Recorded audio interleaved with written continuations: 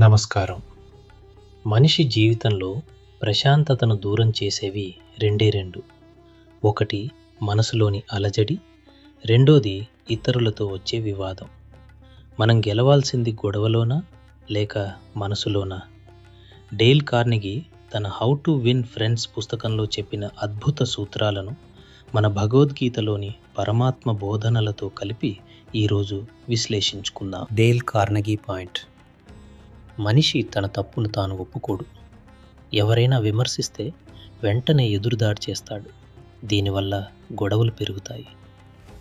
భగవద్గీత అనుసంధానం: గీతలో కృష్ణుడు అహంకారం గురించి చెప్తారు. అహంకార విమూఢాత్మ కర్తాహమితి మన్యతే. అహంకారంతో నిండినవాడు తానే అన్నీ చేస్తున్నానని అనుకుంటాడు. ఈ అహంకారమే వాదనలకు మూలం. సందేశం: ఎదుటివారి అభిప్రాయాన్ని గౌరవించడం ద్వారా అహంకారాన్ని తగ్గించుకోవచ్చు. వివాదాన్ని నివారించే మార్గం: the only way to get the best of N argument is to avoid it. అంటే వాదనలో గెలవాలంటే అసలు వాదనకే వెళ్ళకూడదు. ఆధ్యాత్మిక విశ్లేషణ: మన పురాణాల్లో మౌనం గొప్ప ఆయుధం. అనవసరమైన చోట మౌనంగా ఉండటం వల్ల సగం గొడవలు ఆగిపోతాయి. మౌనం సర్వార్థ సాధకం. మాట తీరు: సత్యం మరియు ప్రియ. ఇతరులను ఎప్పుడూ విమర్శించకండి. Don't criticize, condemn or complain. ఎప్పుడూ చిరునవ్వుతో ఉండండి. అనుద్వేగకరం వాక్యం: సత్యం ప్రియహితం చ యత్. మనం మాట్లాడే మాట ఇతరులను బాధ పెట్టకూడదు.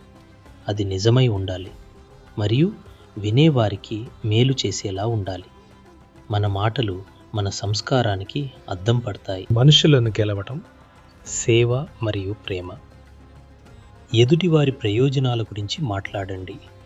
వారిని ముఖ్యులుగా భావించేలా చేయండి. భారతీయ ధర్మం: పరోపకారార్థం ఇదం శరీరం. మనం ఇతరుల కోసం చేసే చిన్న మేలు లేదా సహాయం వారిని మనకు దగ్గర చేస్తుంది.